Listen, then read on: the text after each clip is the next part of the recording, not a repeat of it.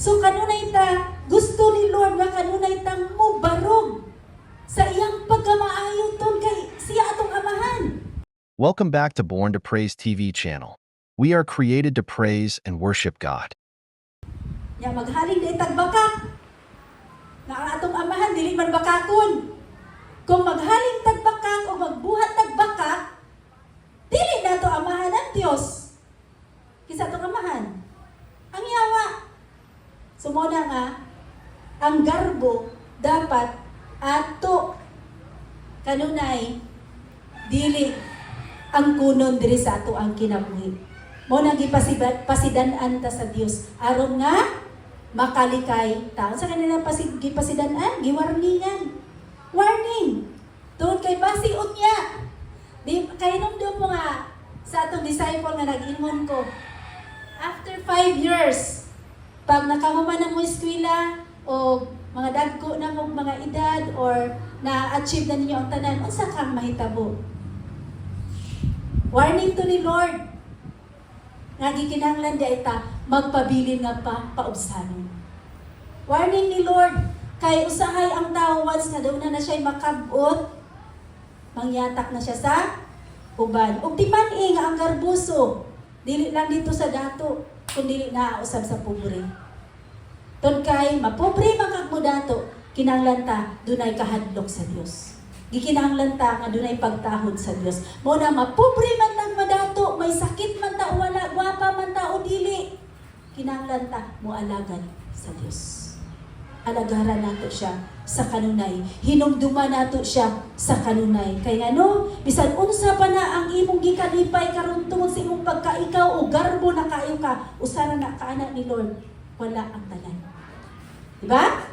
Wala ang tanan. Mo na pasidanan ta sa Ginoo. Nga gikinahanglan ta dili musupak sa Dios. So pagbaton og kaalam, nga once na nakasupak na ka sa Ginoo, ayaw na buhatag balik. Kinahanglan ingon na hinulsulan o hinuklugan. Dili tumayo ako gibuhat. Ako pa ba di ay buhaton balik? So kinahanglan nga dili na. Then ingon diri siya sa James chapter 4 verse 6. Ingon ang Dios, ingon ang pulong sa Santiago, ingon siya, kaaway sa Dios ang mga mapahitason. Kana nga praise akong gikuha kay naapata sa garbo. So kaaway sa Dios ang mapahitason. Nan. Laliman ka niya, mapataas pa data, may data kaaway sa Dios. Then ingon si Peter, 1 Peter chapter 5 verse 5. Kamong usab nga mga batan-on kinahanglan nga mutahod sa mga magulang kaninyo, pagpaubos kamong tanan o pag-alagad sa usag-usa kay ang kasulatan nag-ingon kontra sa Dios ang mga garboso apan maluoy siya sa mga mapausanon. Anong gi-address man ni sa mga batan-on? Kay karon batan-on pa ta. Ang naga-advise nimo, for example ako ga-advise nimo sa imong pagkabatanon, then moabot ang punto nga ikaw dako na sa imong kaalam, hataas na ang imong posisyon, then ang advice nimo sa imong pagkabatanon to ana ni kuoy-kuoy na. Then kun naani mo ang garbo sa kayong buhaton niya, imo na siya ipasipana. Imo na siya ibaliwala. Baliwala na ka, wala mo na siya nagsulti na ako ana. Wala mo na siya ni-advise na ako ana. Tungod na ako, muna nakaingon ani ko. So makita nimo ang garbo sa tao.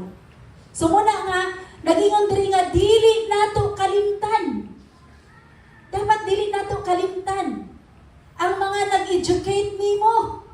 Muna gani nga makakita ko sa mga bata nga, gikan eskwela ng preschool hangtod high school, din pagka-college na pag nakita niya yung maestra sa una, dili ko ganan nga dili na niya tagdon. Ganan ko nga ang iyang pagkamapagsanon tun kay mao man tunay tudlon niya ang naabot siya sa college. Dapat doon na siya pagtagad, pagpasalamat. Ha? Hello ma'am. Dili kay taas no na ta. Nya katugaan na ana na sungkod-sungkod na ang imuang teacher kani adto nya wala kay pagtahod. So importante ang kinabuhi sa mapaubsanon, ilabi na sa Kristohanon. Mao na atong virtue. Mao na atong hiyas nga natay kinaiya nga mapaubsanon. Pero kung wala na, ingnon tang bulok nga Kristohanon. Ingnon tang sulpot nga Kristohanon. So, lisod, ang ato gibuhat nga nung isulod kita sa pagka-Kristohanon, to follow Jesus. Jesus, naa siya'y humility. Siya mo, oy, tag-iya sa pagkamapaubsanon. Bisan, makaya niya buhaton ang tanan, pero iyan na batunan na. Aron kita musunod niya. Amo na nga, gitudlo diri nato tungkay kitang tanan. Mukalitra ni mo abot nato sa atong kinabuhi. Sa atong partner, sa balay, yung tanga, wala mong kay mahimo jud, ako ra magyud tanan. Ano ta? Di ba kakabaluhan na ako raman? Ana ta. Wigsoon. So ato inumduman nga naa na di ay to diukit na di ay ang garbo ni anam na di ay ka lalom o kalalom ang garbo sa atong kinabuhi. Mo nang gipasidan-an ta sa Ginoo. Ang ikaduha mga igsoon, ang garbo makahugaw sa tao. Ang garbo makahugaw sa tao, ilabi na ikaw nangalagad sa Ginoo. Ilabi na ikaw praise and worship. Ilabi na ikaw nagawali. Ilabi na ikaw nagatudlo. Ilabi na ikaw nasa music team. Ilabi na ikaw nag-eskwela o Bible school. Ilabi na ikaw anak sa pastor. Ilabi na ikaw anak sa Dios. Makahugaw nimo kung kani imong gunitan. Mo na ingnon ka sa tawo nga siguro siya alagad mo ra magyapon na lagi. Anaon ta. Why? Ito kinaan nato ang garbo. Ang garbo nasa to sulod sa itong kasing-kasing. Kung doon na tayo garbo, mugawas na siya. Mugawas sa ato ang dila. Ang garbo, mugawas sa ato mata. Walay mawala sa usa ka tawo kung magpaubos ra siya sige.